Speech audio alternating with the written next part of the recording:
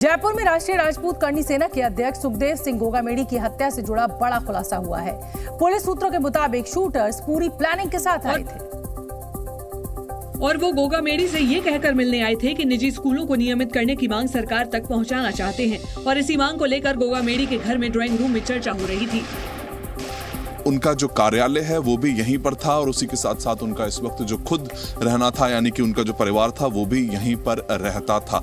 और ये इस वक्त वो दरवाजा मैं दिखा रहा हूँ, एक ही दरवाजा है इस घर का, यहीं से वो घुसते हैं। समाज में मदद करने के बहाने वो इस वक्त वहाँ इस कमरे में पहुँचते हैं। मैं आपको बताऊँ तो ये जो पहला कमरा इस वक्त हमें नजर आ रहा है वो ये पहला कमरा होता है जहाँ पर वो लोग बैठकर मीटिंग करते हुए। चर्चा के दौरान सभी आराम से बात कर रहे थे, किसी को भनक भी नहीं थी कि हत्यारे पिस्तौल से लैस होकर आए थे। बातचीत शुरू करने के कुछ ही मिनट में शूटर्स ने ताबड़तोड़ फायरिंग शुरू कर दी। रोटी खा रही थी, आवाजें तो आ रही थी, फिर मैंने सोचा पटाखा बोल रहा होगा, मैं बाहर नहीं निकली और रोटी खा के जब बाहर निकल रही तो भाभी जोर जोर चिल्लाने लगे कि बचाओ बचाओ, ये तो मार गया मार गया।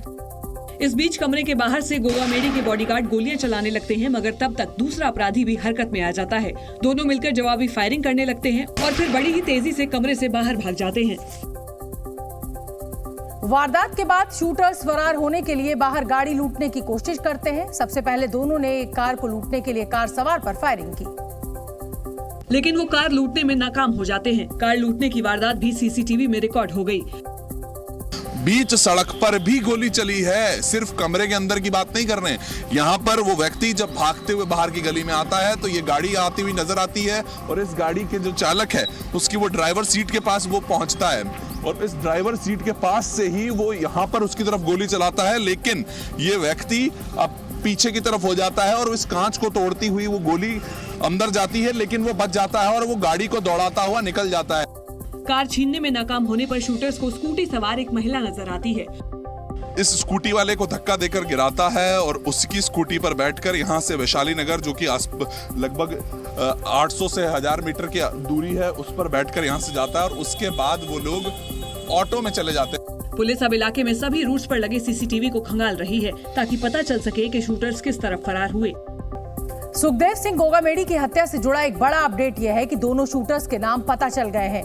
कल वारदात के वक्त उनके चेहरे सीसीटीवी कैमरे में कैद हो गए थे।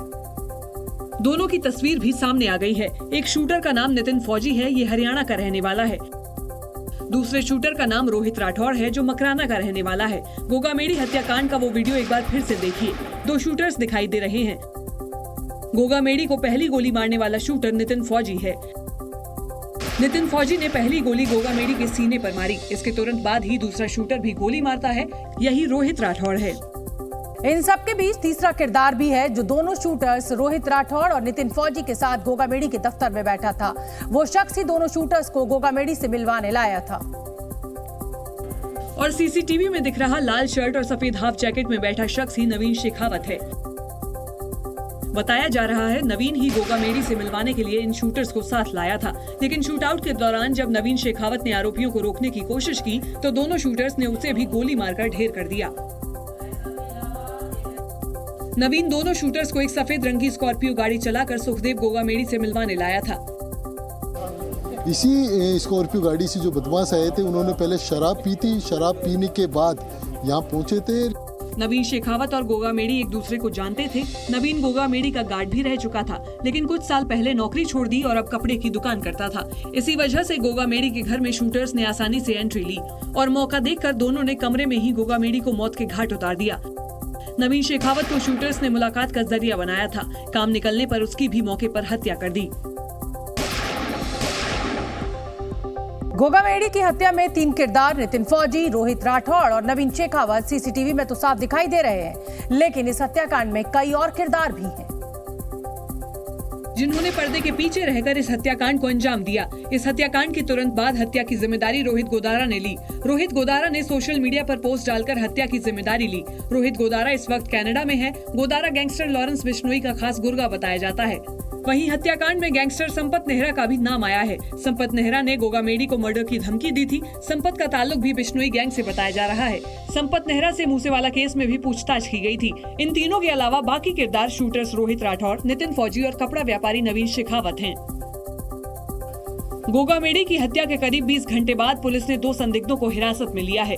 इन दोनों को राजस्थान के मकराना से हिरासत में लिया गया। पुलिस ने हत्यारों पर 5 लाख का इनाम भी घोषित किया है।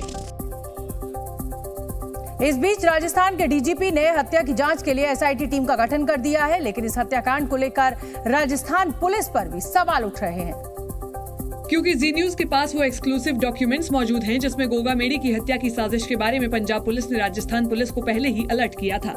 पंजाब पुलिस ने 14 मार्च को लिखी चिट्ठी में राजस्थान पुलिस को गोगामेडी को सुरक्षा देने की बात कही थी। पंजाब पुलिस ने संपत नेहरा गैंग की साजिश के बारे में अलर्ट भेजा था और गोगामेडी को सुरक्षा मुहैया कराने का सुझाव दिया था, लेकिन राजस्थान पुलिस कान में तेल डालकर सोई रही।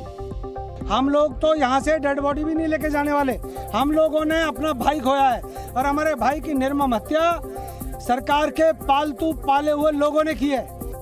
सवाल उठता है कि पंजाब पुलिस के अलर्ट के बावजूद गोगामेडी को सुरक्षा क्यों नहीं दी गई? इंटेलिजेंस के बावजूद चूक कैसे हो गई? जयपुर में राष्ट्रीय राजपूत करनी सेना के अध्यक्ष सुखदेव सिंह गोगामेडी की हत्या से पूरे राजस्थान में बवाल मचा हुआ है। करनी सेना समेत कई संगठनों ने आज पूरे राजस्थान में बंद रखा और इस दौरान कई जिलों में आगजनी और विरोध प्रदर्शन हुए। बाजारों को बंद करवा दिया गया। कई जगहों पर स्कूल कॉलेज भी बंद रहे। जयपुर में करनी सेना के समर्थक सड़क पर उतरे। उन्होंने टायर जलाकर सड़क जाम कर दिया। फांसी दो, फांसी दो, फांसी दो, फांसी दो।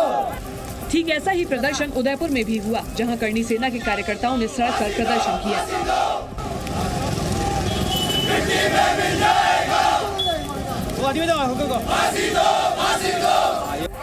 टोंक में भी सड़क पर टायर जलाकर प्रदर्शन हुए और चक्का जाम किया गया। राजस्थान का अलवर जिला भी प्रदर्शन और आगजनी से अछूता नहीं रहा। यहाँ भी विरोध और नारेबाजी हुई।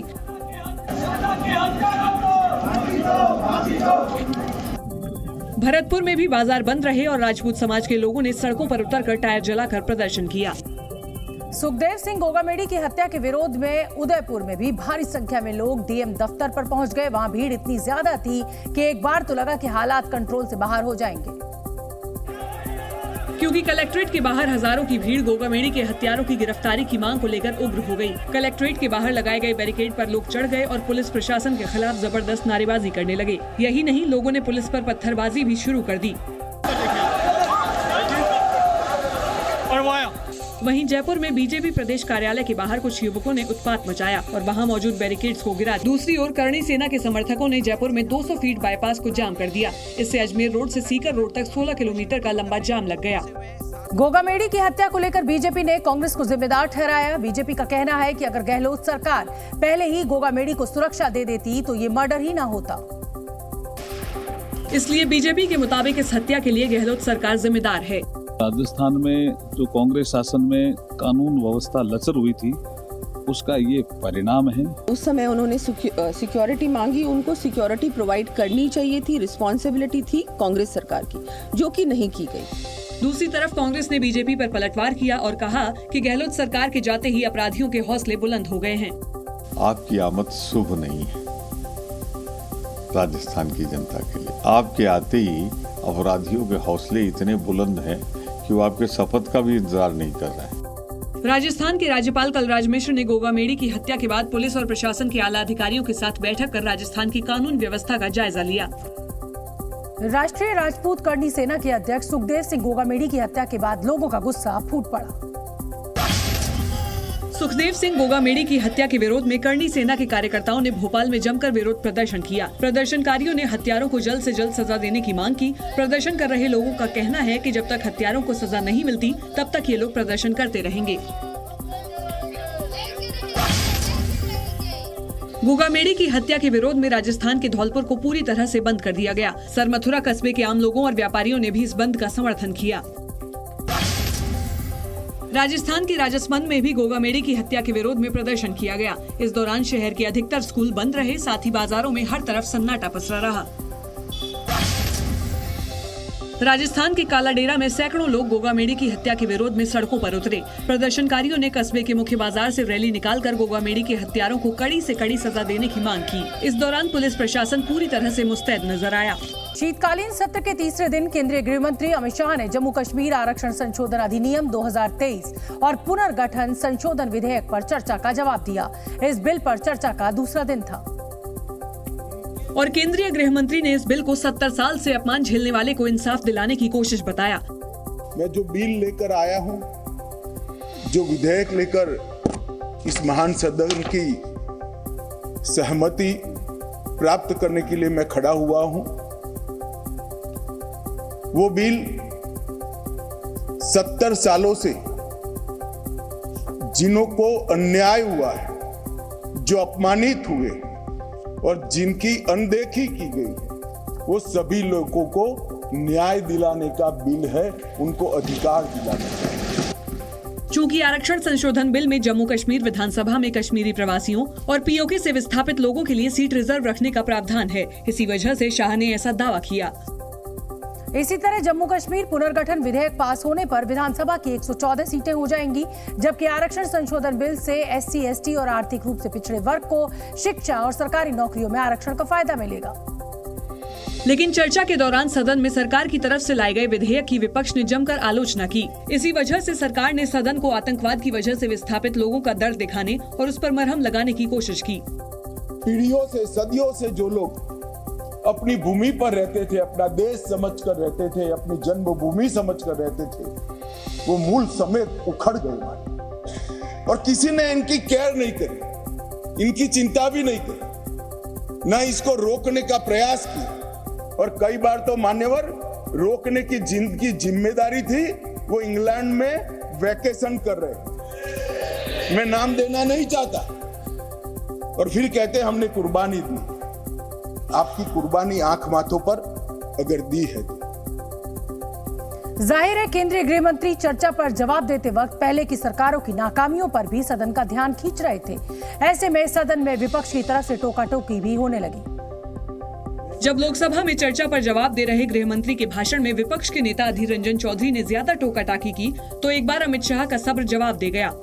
अरे यार अधीर रंजन, मैं एक बात कहता था कि एक नेता लिखा हुआ पढ़ते ही रहने पढ़ते, तुम भी वो स्क्रिप्ट पढ़ने लगे यार, ऐसा मत करो यार।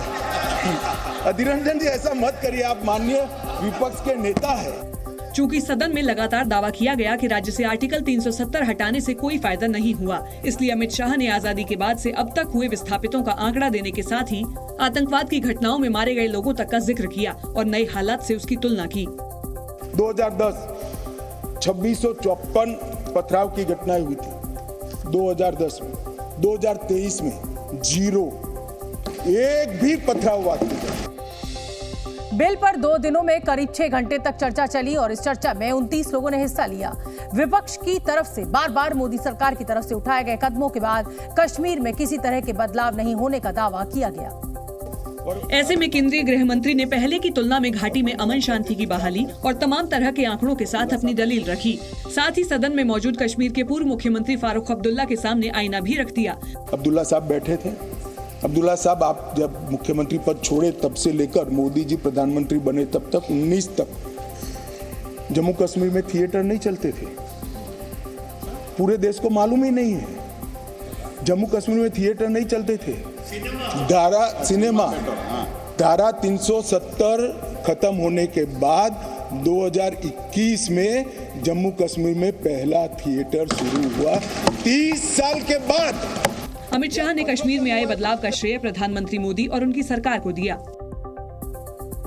चूंकि बात जम्मू कश्मीर की छिड़ी थी, इसलिए कई बार इतिहास के पन्ने भी पलटे गए और इस दौरान कई बार देश के पहले प्रधानमंत्री पंडित नेहरू और उनके कार्यकाल का जिक्र भी आया। 2 बड़ी गलतियां। बीजेपी के दूसरे कई सदस्यों की तरह केंद्रीय गृह मंत्री ने भी कश्मीर की समस्याओं के लिए पंडित नेहरू के 2 फैसलों को जिम्मेदार ठहराया। जब हमारी सेना जीत रही थी, पंजाब का एरिया आते ही सीज फायर कर दिया गया और पाक ऑक्यूपाई कश्मीर का जन्म हुआ। अगर सीज फायर 3 दिन लेट होता तो पाक ऑक्यूपाई कश्मीर आज भारत का हिस्सा। इसके बाद शोरगुल के बीच अमित शाह ने पंडित नेहरू के दूसरे फैसले का भी जिक्र किया। यूएन के अंदर हमारे मसले को ले जाने की बहुत बड़ी गलती की। सदन में जब जब बात नेहरू तक पहुंची, असहज कांग्रेस ने इसका विरोध किया। मैं आप लोगों से गुजारिश करते हैं हमारे स्पीकर साहब के दौरान एक दिन ये सदन चलते चलते एक दिन एक डेजिग्नेटेड डे हो जिसमें कश्मीर और नेहरू जी और क्या उनका गलती क्या सच सब खुले आम चर्चा किया जाए। हालांकि अमित शाह ने विपक्ष की इस चुनौती को फौरन स्वीकार कर लिया। अभी चर्चा करने के लिए पाकिस्तान के कब्जे वाले कश्मीर को लेकर दिए गए अमित शाह के बयान पर फारूक अब्दुल्ला ने पलटवार किया। उन्होंने कहा कि हालात की वजह से उस वक्त की सरकार को ऐसे फैसले लेने पड़े जिससे पीओके बना। अब ये लोगों को झूठ बोल रहे हैं, क्या करें? उस वक्त की हालत ऐसी थी भारत, उसके बाद कोई रास्ता नहीं था। उत्तर प्रदेश में रजिस्ट्री और स्टैम्प डिपार्टमेंट की शब्दावली से उर्दू और फारसी के कठिन शब्द हटाए जाएंगे।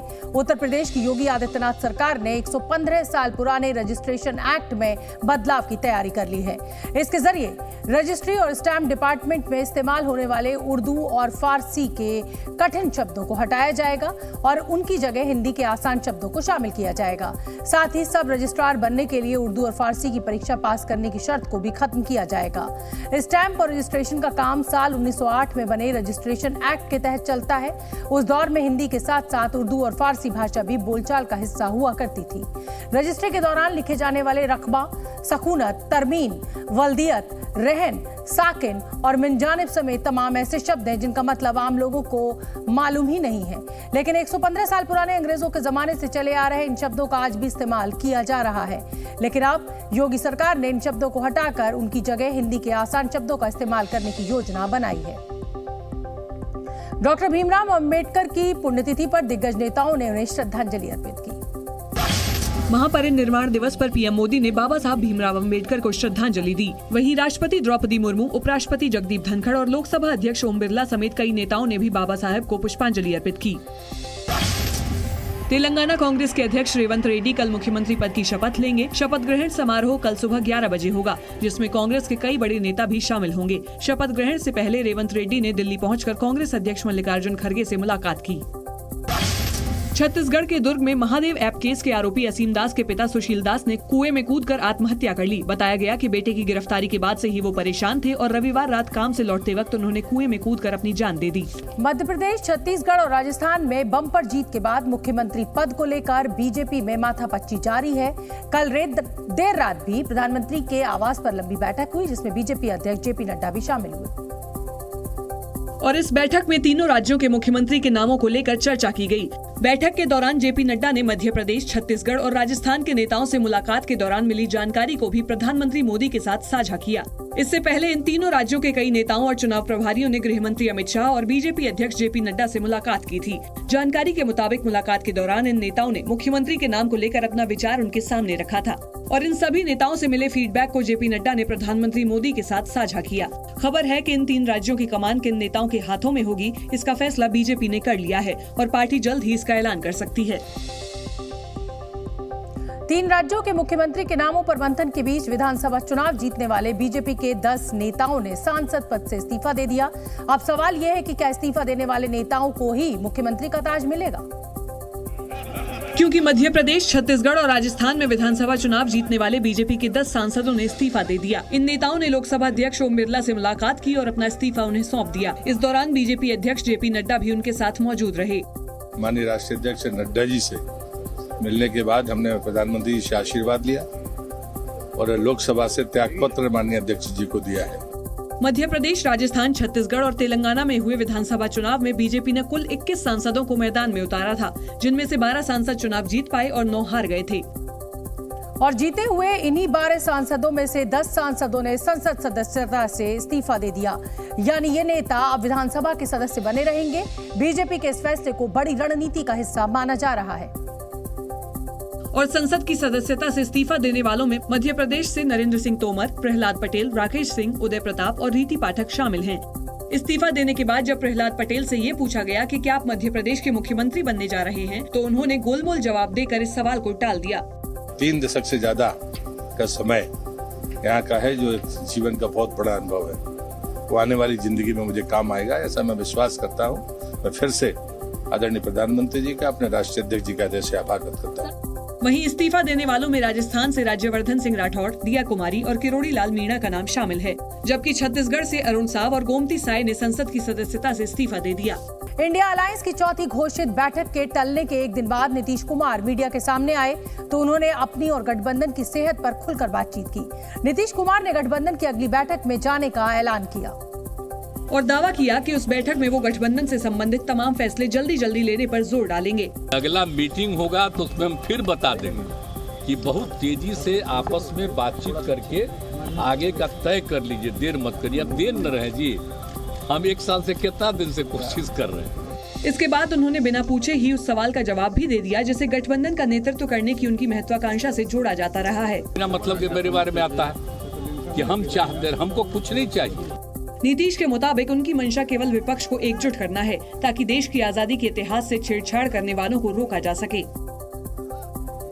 इस बातचीत के दौरान नीतीश ने पहले ये दावा किया कि खराब सेहत की वजह से उन्होंने इंडिया अलायंस की चौथी बैठक में जाने से इनकार किया था, लेकिन बाद में वो अपनी बात को खुद ही काटते नजर आए। क्योंकि अगर नीतीश जैसे नेताओं ने विपक्षी एकता की बैठक में आने से इनकार नहीं किया होता तो वो बयान देते वक्त बैठक में होते, लेकिन बैठक से मना करने के लिए जिस बीमारी की उन्होंने आड़ ली, ज्यादा बोलने के चक्कर में उसकी भी पोल खोल दी। तो जानते हल्का सा बुखार होता, 100 भी नहीं था, उससे भी कम था, खांसी और सर्दी हो गया था, तो हम तो जान के 5 दिन घर पे पड़े रहे। इस बयान के बाद किसी के लिए भी ये समझना मुश्किल हो गया कि नीतीश की बीमारी बैठक में न जाने का बहाना थी या नहीं। यही नहीं, कांग्रेस से करीबी की चाहत और तेजस्वी यादव के पास में खड़े होने के बावजूद उन्होंने एक और ऐसा बयान दिया जो शायद विपक्ष को रास न आए। याद करिए 55 में और नीचे का बात याद करिए, ये देश में भी और देश के बाहर भी जो कुछ भी था यहीं से सब कुछ शुरू हुआ था विकास। अब बाद में सब कुछ गड़बड़ा गया जो भी यहाँ का। हालांकि इस गड़बड़ी की जिम्मेदार पार्टियों का नीतीश ने नाम नहीं लिया। और इस समय एक बड़ी खबर आ रही है, बड़ी खबर दिल्ली से। दिल्ली में इस वक्त इंडिया गठबंधन की अहम बैठक चल रही है। ये बैठक कांग्रेस अध्यक्ष मल्लिकार्जुन खड़गे के घर पर हो रही है। इस बैठक में राहुल गांधी समेत कई पार्टियों के नेता शामिल हुए हैं। बैठक में पहुंचे नेताओं में राहुल गांधी, रामगोपाल यादव और राघव चड्ढा शामिल हैं। जयंत चौधरी भी दिखाई दे रहे हैं तस्वीरों में। तो इंडिया गठबंधन के वो तमाम नेता जो इस समय दिल्ली में मौजूद हैं, वो इस बैठक का हिस्सा बन रहे हैं। बैठक में मल्लिकार्जुन खड़गे के घर पर जो बैठक हो रही है उसमें राघव चड्ढा आम आदमी पार्टी के मौजूद हैं, राहुल गांधी इस बैठक में मौजूद हैं। तो इंडिया गठबंधन की ये अहम बैठक। पाकिस्तान में भारत के एक और दुश्मन का सफाया हो गया।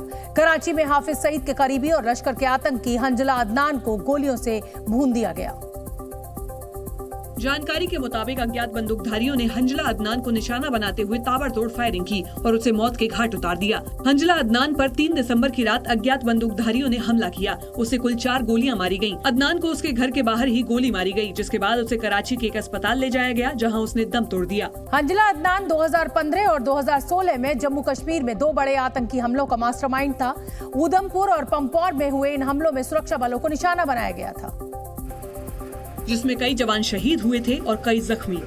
2015 में जम्मू के उधमपुर में बीएसएफ के काफिले पर हुए हमले में 2 जवान शहीद हुए थे और 13 जवान घायल हो गए थे, जबकि 2016 में पंपोर में सीआरपीएफ के काफिले पर हुए हमले के पीछे भी हंजला को ही मास्टरमाइंड माना गया था। इस हमले में 8 जवान शहीद हो गए थे।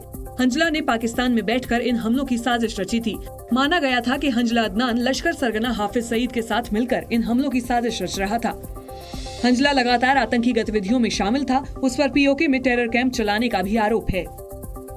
पाकिस्तान में बीते कुछ समय में एक के बाद एक लश्कर और दूसरे आतंकी संगठनों के आतंकियों पर हमले हुए हैं, जिसमें कई बड़े कमांडर मारे गए हैं। एक दिन पहले ही 26/11 मुंबई हमले की प्लानिंग में शामिल लश्कर तैयबा के आतंकी साजिद मीर को पाकिस्तान की जेल में जहर देने की बात सामने आई थी। साजिद को गंभीर हालत में अस्पताल लाया गया और उसके फिलहाल वेंटिलेटर पर होने की बात सामने आई है। वहीं इसी सोमवार को लंबे समय से पाकिस्तान में रह रहे खालिस्तानी आतंकी लखबीर सिंह रोडे की भी मौत हो गई। रोडे कई साल से आईएसआई की मदद से भारत विरोधी अभियान चला रहा था। उत्तर कोरिया के शासक किम जोंग उन में एक कॉन्फ्रेंस के दौरान फफक कर रो पड़े। इस बैठक में उत्तर कोरिया की मांओं को संबोधित किया जा रहा था, जहां उनसे देश की जन्म दर बढ़ाने के लिए बच्चे पैदा करने की अपील की गई। नॉर्थ कोरिया के प्योंगयांग में मीटिंग ऑफ मदर्स यानी माओ की एक बैठक में पहुंचे किम जोंग उन रोने लगे। किम जोंग उन सिर नीचे करके बैठे थे और लगातार उनकी आंखों से आंसू बह रहे थे। दरअसल उत्तर कोरिया की घटती जन्म दर से परेशान किम जोंग ने प्योंगयांग में कॉन्फ्रेंस आयोजित करवाई, जिसमें देश भर से माओ को बुलाया गया। इस दौरान मंच पर बैठे किम जोंग भावुक हो गए और बार बार अपने आंसू पोंछते दिखे। पूरी दुनिया सन की शासक का ये चेहरा देखकर हैरान रह गई। हॉल में बैठी महिलाओं की आंखों में भी आंसू थे। मीटिंग ऑफ मदर्स में पहुंचकर किम ने देश की माताओं को संबोधित किया और अपनी पार्टी क्रांति और देश के लिए बच्चे पैदा करने की अपील की। ताज़ा आंकड़ों के मुताबिक 2023 तक नॉर्थ कोरिया में एक महिला से जन्म लेने वाले बच्चों की औसत संख्या 1.8 है। भारत में इलेक्ट्रिक कारों की बिक्री में जबरदस्त तेजी देखी जा रही है। आंकड़ों के मुताबिक भारत में इलेक्ट्रिक कारों की बिक्री दुनिया के मुकाबले दुगनी रफ्तार से बढ़ी है। ब्लूमबर्ग एनईएफ की रिपोर्ट के मुताबिक भारत में बीते साल की तुलना में इस साल अभी तक 78% ज्यादा इलेक्ट्रिक गाड़ियां बिक चुकी हैं, जबकि अमेरिका बाजार में ये ग्रोथ 50% है। पूरी दुनिया में 36% के आसपास है, यानी भारत में इलेक्ट्रिक कारों की बिक्री दुनिया के औसत से भी दुगनी है। पिछले साल 2022 में भारत में 41,675 इलेक्ट्रिक कारें बिकी थी, वहीं इस साल नवंबर तक 74,290 कारों की बिक्री हो चुकी है। ऑटो एक्सपर्ट्स के मुताबिक भारत में सस्ते मॉडल की इलेक्ट्रिक गाड़ियों की डिमांड सबसे ज्यादा रही। माना जा रहा है कि आने वाले समय में कई कंपनियां इलेक्ट्रिक गाड़ियों के नए मॉडल्स लाने वाली हैं, जिसे देखते हुए भारत में इलेक्ट्रिक गाड़ियों की बिक्री और बढ़ने का अनुमान है। इजराइल हमास के बीच जारी जंग एक बार फिर भीषण रूप लेती नजर आई। इजरायली सेना ने साउथ गाजा के खान यूनिस शहर पर जमकर बमबारी की और आतंकी संगठन हमास के कई ठिकानों को मिट्टी में मिला दिया। सबसे पहले इजराइल के फाइटर जेट्स ने बम बरसाए। रात के वक्त हुई एयर स्ट्राइक से गाजा का आसमान आग और धुएं के गुबार से भर गया। हमास और इस्लामिक जिहाद के कई अड्डों को तबाह कर दिया गया। इसके बाद उजाला होते ही इजराइल की ग्राउंड फोर्सेज ने धावा बोल दिया। खान यूनिस शहर में मौजूद हमास के आतंकियों ने भी गोलियां बरसाई और गोले दागे, जिसमें इजराइल डिफेंस फोर्सेज के 2 जवानों की मौत हो गई। लेकिन इजरायली सेना की ताकत और संख्या बल के आगे हमास के आतंकी ज्यादा देर तक टिक नहीं पाए। आईडीएफ की केफर ब्रिगेड ने एक स्कूल में छिपकर हमला कर रहे हमास के कई आतंकियों को मौत की नींद सुला दिया, जबकि वहां मौजूद एक सुरंग को भी धमाके से उड़ा दिया। आईडीएफ के मुताबिक स्कूल से भारी मात्रा में हथियार भी मिले। हमास के आतंकियों और उनके अड्डों को तबाह करने के अलावा इजरायली सेना एक और मिशन पर काम करती दिखी, जिसका लक्ष्य हमास की लाइफलाइन पर प्रहार करना और उसे खत्म कर देना है। दरअसल इजरायली सेना को पता है कि अगर हमास को पूरी तरह बर्बाद करना है तो उसकी लाइफलाइन पर चोट करनी होगी।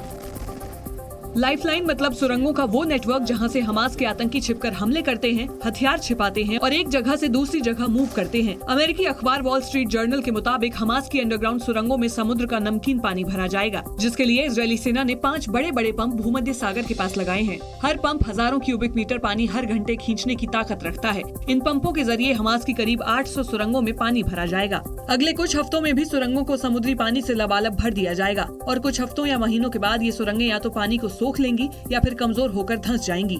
हालांकि अब तक इजरायल की सेना ने इस प्लान की पुष्टि नहीं की है। नाइजीरिया में सेना ने गलती से आम लोगों पर ड्रोन हमला कर दिया।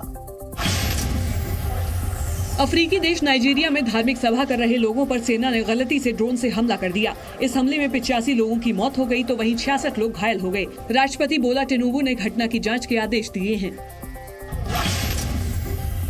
यूरोपीय यूनियन ने क्रिसमस के मौके पर यूरोप में बड़ा आतंकी हमला होने की चेतावनी दी। ईयू के मुताबिक इजरायल और हमास के बीच चल रहे युद्ध के कारण कट्टरपंथी आतंकी संगठन यूरोप के देशों को निशाना बना सकते हैं। अमेरिका के वॉशिंगटन में भारी बारिश के बाद आई बाढ़ से जनजीवन अस्त व्यस्त हो गया। लगातार बारिश के कारण लोगों के घर पानी में डूब गए तो वहीं सड़कें दरिया बन गईं, जिससे लोगों को तमाम मुश्किलों का सामना करना पड़ा। इंडोनेशिया के सुमात्रा में मरापी ज्वालामुखी ने 23 पर्वतारोहियों की जान ले ली। यह हादसा उस वक्त हुआ जब 70 से ज्यादा पर्वतारोही माउंट मरापी पर चढ़ाई कर रहे थे और सारे पर्वतारोही अभी रास्ते में ही थे, तभी ज्वालामुखी में विस्फोट हो गया। इंडोनेशिया का मरापी ज्वालामुखी रविवार दोपहर फटा। उस वक्त माउंट मरापी पर 75 पर्वतारोही मौजूद थे। विस्फोट होने के बाद 50 से ज्यादा को उसी रात या तो रेस्क्यू कर लिया गया या वो पहाड़ से नीचे उतर गए, लेकिन भयंकर विस्फोट की जद में आने वाले पर्वतारोहियों को नहीं बचाया जा सका। कुछ लोग अब भी लापता बताए जा रहे हैं, जिनकी तलाश पहाड़ की ढलानों पर की जा रही है। माउंट मरापी में हुआ विस्फोट इतना भयंकर था कि आसमान में करीब 3 किलोमीटर तक धुएं का गुबार छा गया और ज्वालामुखी के आसपास के इलाके गर्म राख से ढक गए। मरापी ज्वालामुखी में मंगलवार की सुबह एक बार फिर विस्फोट हुआ। दुनिया में सबसे ज्यादा ज्वालामुखी इंडोनेशिया में है और मरापी इंडोनेशिया के सक्रिय ज्वालामुखियों में एक है। ब्रिटेन में खेली जाने वाली सॉकर लीग ईपीएल यानी इंग्लिश प्रीमियर लीग दुनिया की दूसरे सबसे महंगी लीग बन गई है। हिंदी अखबार दैनिक भास्कर की एक रिपोर्ट के मुताबिक 2025 से 2029 के लिए ईपीएल के टेलीविजन राइट्स 70,500 करोड़ रुपए में बिके हैं। हालांकि सबसे महंगी लीग अमेरिका की फुटबॉल लीग एनएफएल यानी नेशनल फुटबॉल लीग है, जिसके एक मैच की कीमत 292 करोड़ रुपए आंकी गई है। इसी तरह ईपीएल यानी इंग्लिश प्रीमियर लीग के एक के लिए 117 करोड़ रुपए मिलेंगे। महंगे लीग की लिस्ट में भारत का क्रिकेट लीग आईपीएल यानी इंडियन प्रीमियर लीग तीसरे नंबर पर है, जिसके एक मैच की कीमत 105 करोड़ है। चौथे पायदान पर अमेरिका का मेजर लीग बेसबॉल है, जिसके एक मैच के लिए 78 करोड़ रुपए मिलेंगे। इस लिस्ट में 5वां नंबर अमेरिका की बास्केटबॉल लीग एनबीए का है, जिसका हर मैच 16 करोड़ रुपए का होता है। जी न्यूज़।